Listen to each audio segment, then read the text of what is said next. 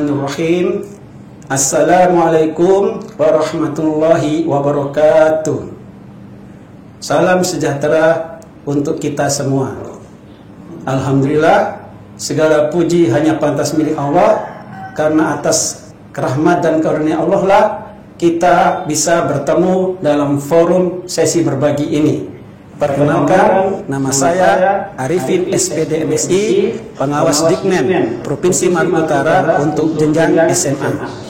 Untuk kali ini, perkenalkan saya untuk menyampaikan praktek baik yang berjudul MT, MSK, dan MPA dalam pendampingan penerapan pembelajaran berdiferensiasi di kelas dan dampaknya bagi satuan pendidikan. Kepanjangan MT, MSK, dan MPA adalah MT memberi teladan, MSK membangkitkan semangat kepedulian, MPA mendorong pemberian apresiasi. Dengan demikian, judul lengkapnya adalah memberi teladan, membangkitkan semangat kepedulian, dan memberi pemberian apresiasi dalam pendampingan penerapan pembelajaran berdiferensiasi di kelas dan dampaknya bagi satuan pendidikan.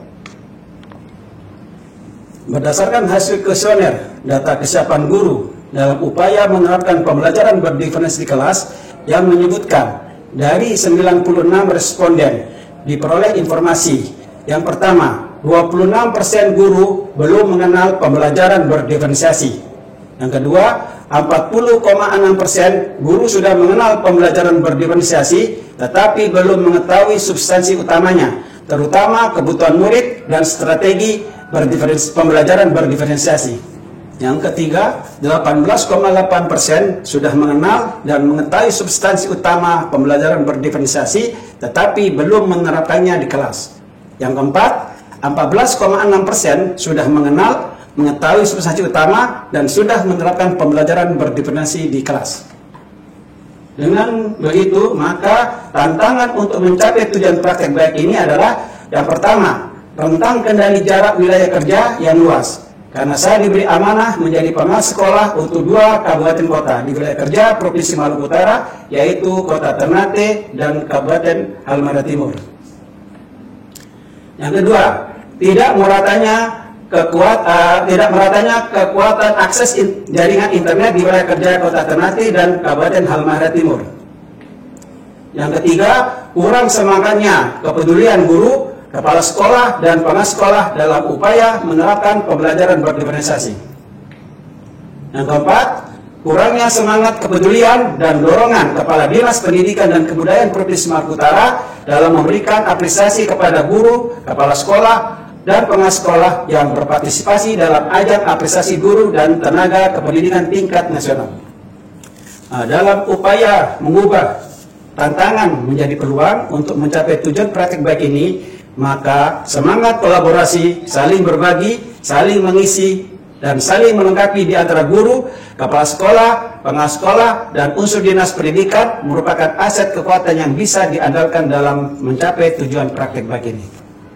Aksi yang saya lakukan yang pertama, berkoordinasi dan berkonsultasi dengan Kepala Bidang Guru dan Tenaga Kependidikan Dinas Pendidikan dan Kebudayaan Maluku Utara. Dan kedua, berkoordinasi dan berkonsultasi dengan Humas Jarkom Malut dan Kepala Bidang SMA Dinas Pendidikan dan Kebudayaan Provinsi Maluku Utara.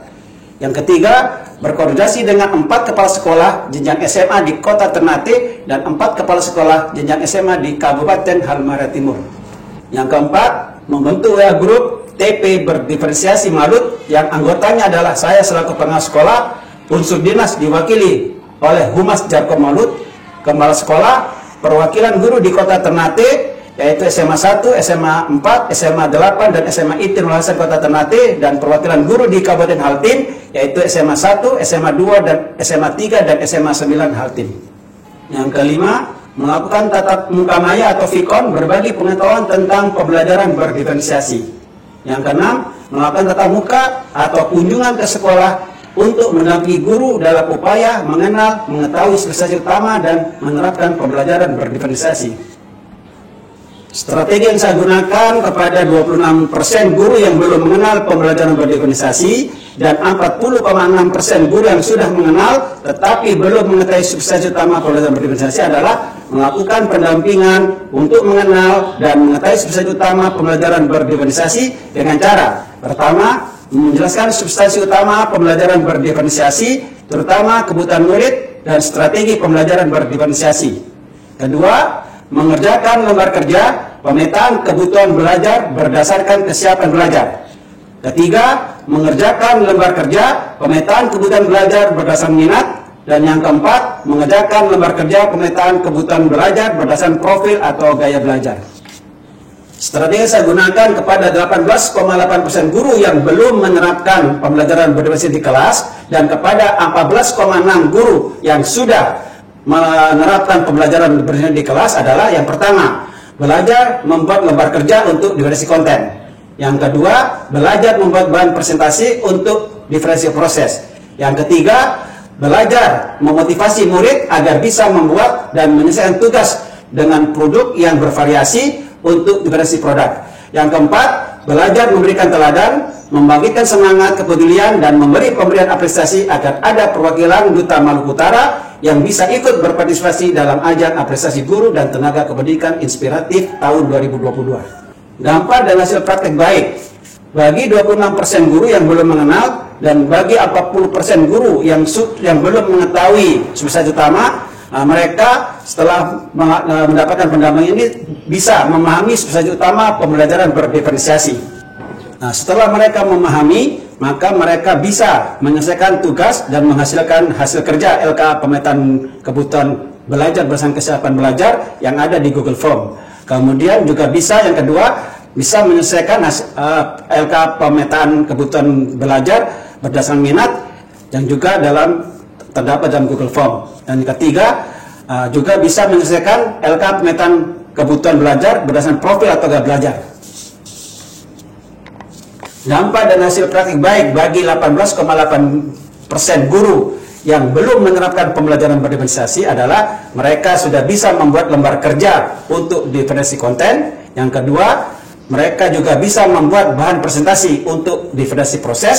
Kemudian yang ketiga, bisa memotivasi murid agar bisa membuat dan menyelesaikan tugas dengan produk yang bervariasi untuk diferensiasi produk. Nah, sementara dampak dan hasil praktek baik bagi 14,6% guru yang sudah bisa menerapkan pembelajaran berdiferensiasi, mereka sekarang dengan pendampingan saya bisa membuat naskah untuk video penerapan pembelajaran berdiferensiasi. Kemudian bisa membuat video penerapan pembelajaran berdiferensiasi dengan durasi 5-10 menit tanpa musik latar. Setelah itu mereka memberi teladan, membangkitkan semangat, kepedulian dan mendorong pemberian apresiasi agar ada dari mereka yang bisa menjadi Duta Maluku Utara yang ikut berpartisipasi dalam ajang apresiasi guru dan tenaga kependidikan inspiratif tahun 2022. Mari sekarang kita saksikan testimoni telah bisa menerapkan pembelajaran berdiferensiasi. Saya Mustamilillah SPD MPD, Kepala SMA Negeri 1 Kota Ternate, Provinsi Maluku Utara, memandang dan merasa penting sekali atas kegiatan pendampingan dan pembimbingan oleh Bapak Arifin SPD MSI selaku pengawas Satuan Pendidikan SMA Negeri 1 Kota Ternate pada guru dan teman-teman kepala sekolah untuk memberikan praktek baik tentang pembelajaran berdiferensiasi, sehingga beberapa kegiatan yang beliau dampingi dan bimbing, alhamdulillah insya Allah berdampak baik dan positif bagi teman-teman guru di SMA Negeri 1 dan juga berdampak baik dan positif bagi lembaga ini. Menyampaikan bahwa setelah kegiatan pendampingan bersama Bapak Arifin, saya betul-betul merasakan manfaatnya. Karena sebelum kegiatan pendampingan dilakukan, saya masih begitu bingung tentang pembelajaran diferensiasi.